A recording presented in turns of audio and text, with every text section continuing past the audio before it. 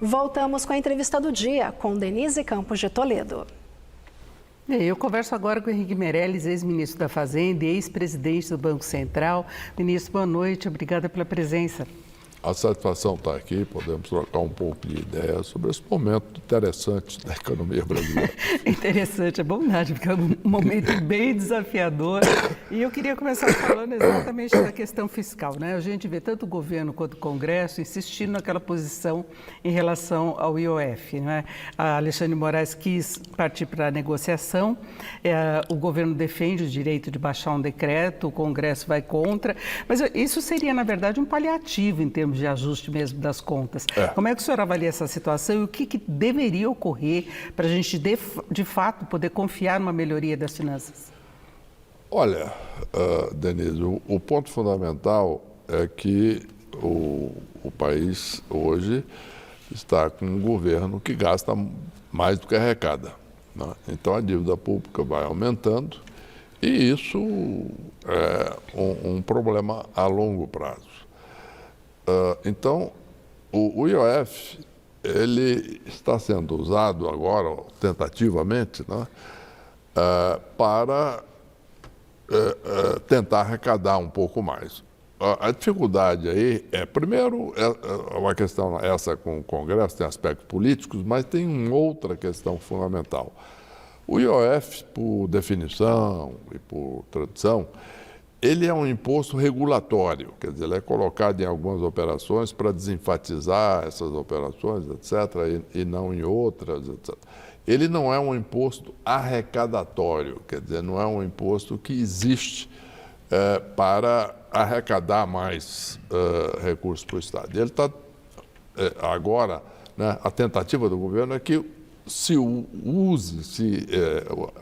aprove o IOF para arrecadar mais, é a última análise. Agora, o que você disse bem, independente disso, mesmo que seja aprovado, é paliativo, porque não vai resolver o problema do déficit a longo prazo. De acordo com cálculos do FMI, né, o Fundo Monetário Internacional, o Brasil deve chegar, aí depois de uns 2 a 3 anos, nós devemos estar com uma dívida que se aproxima a 90% do produto. É uma dívida muito elevada para um país emergente, como é o caso do Brasil, e isso gera riscos importantes mais à frente, como já tivemos, né, na 2015 e 2016, quando o déficit público era muito elevado, e nós tivemos um problema de uma recessão muito forte durante aqueles 2 anos, que só foi resolvido no momento em que conseguimos a aprovação do teto de gastos. Agora, o governo argumenta que parte desse aumento das despesas, do desequilíbrio fiscal, das dificuldades mesmo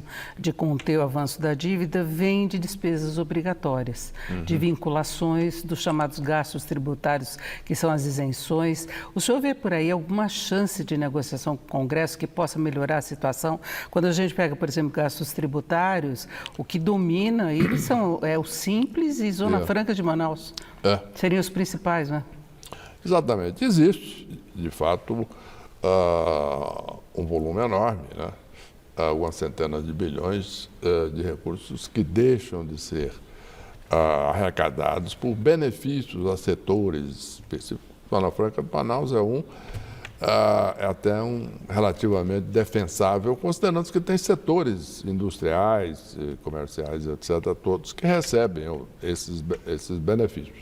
Então, isso aí, de fato, é um problema, porque diminui a arrecadação. Então, teria que se enfrentar isso. Mas o que nós precisamos mesmo é uma abordagem estrutural. Isto é, diminuir a dívida pública e cortar despesas estruturalmente. Um pontinho aqui, uma despesinha ali, etc. Mas aí o governo tem margem para cortar o suficiente para evitar essa crise mais séria?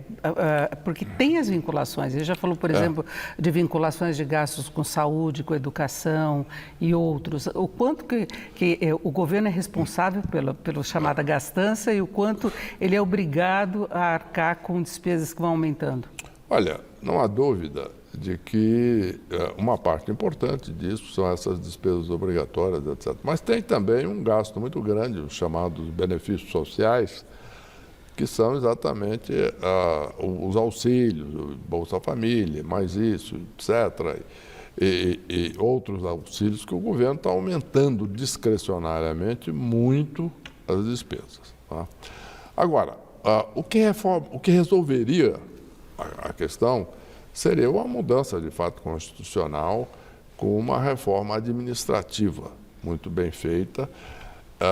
Existem coisas que realmente seriam simples de serem cortadas e que não envolvem esse problema todo. Por exemplo, companhias que foram formadas para fazer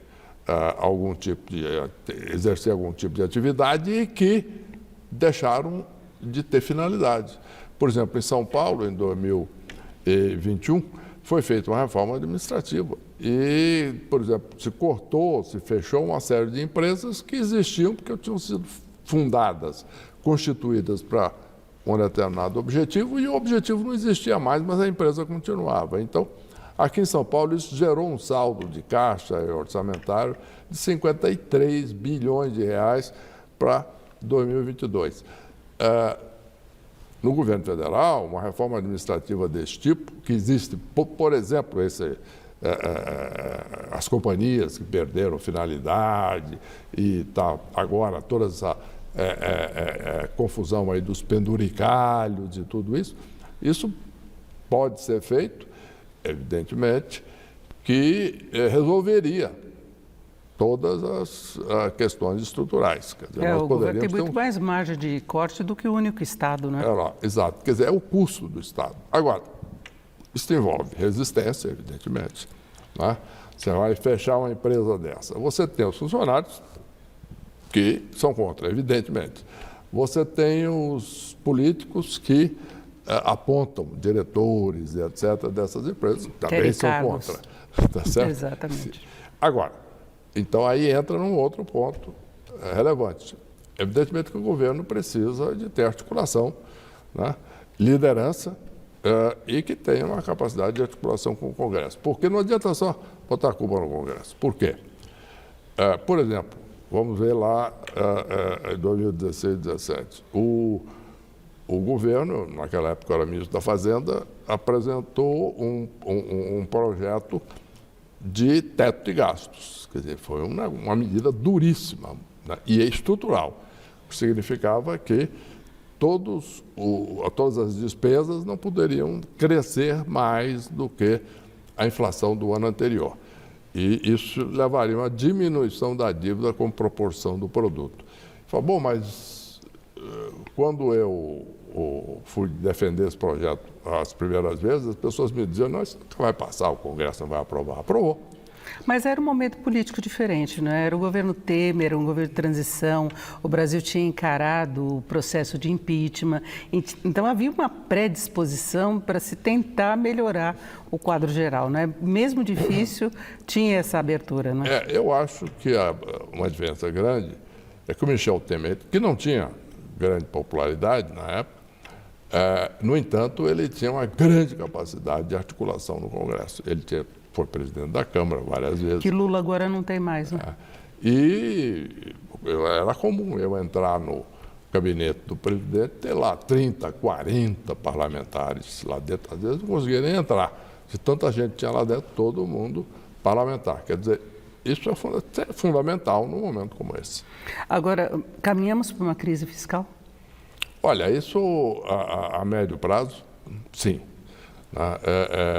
Se não for nada mudado, 2027 continuar a mesma coisa, já no próximo governo, olhando mais à frente, nós poderemos ter um problema como já tivemos em 2015, 2016. O próprio governo admitiu que em 2027 pode haver falta de recursos para bancar a máquina pública, uma dificuldade mesmo que ele já lançou essa ideia. Então, Exato. já tenta negociar, postergar novamente o pagamento de precatórios.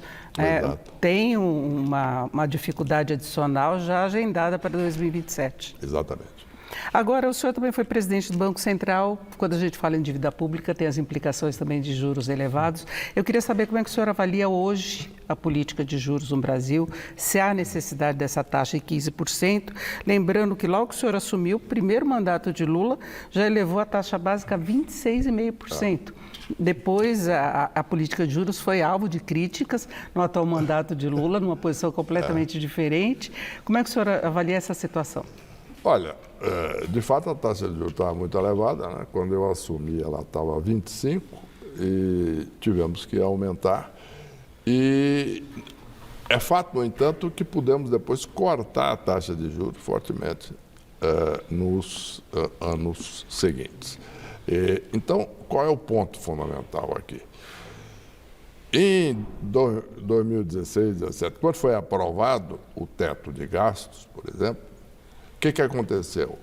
A inflação caiu fortemente, porque passou a existir uma menor expansão de recursos para o consumo distribuído pelo governo, etc., através das despesas. Foi um corte forte. O que aconteceu? A inflação caiu, o Banco Central pôde cortar a taxa de juros, então nós tivemos inflação baixa, com taxa de juros baixa. Mas isso funcionou por uma razão muito simples. Nós tivemos a política monetária e a política cambial, a política monetária e a política fiscal caminhando na mesma direção. E aí fica muito eficiente, o juro pode cair. Agora, quando nós temos, como agora, uma política monetária restritiva, tentando segurar a inflação, a atividade, de outro lado, uma expansão fiscal, aí o equilíbrio só se dá a uma taxa de juros mais elevada, que é o que está acontecendo. Que é a previsão que, pelo menos até o ano que vem, a gente continue com esse nível de juros. Exatamente. Porque o governo teria de cortar os gastos dele para reduzir as pressões e alinhar as políticas. É isso, vamos aguardar então os próximos capítulos. Eu agradeço muito a presença de Henrique Meirelles, ex-ministro da Fazenda, ex-presidente do Banco Central e ex-secretário também da Fazenda aqui do Estado de São Paulo. Exatamente. Muito obrigada, uma boa noite. Obrigado a você, Denise. Obrigado a todos pela atenção, por nos ouvir e, como você está já observando, é um momento muito importante da economia brasileira, mais do que parece. Exatamente. Com vocês.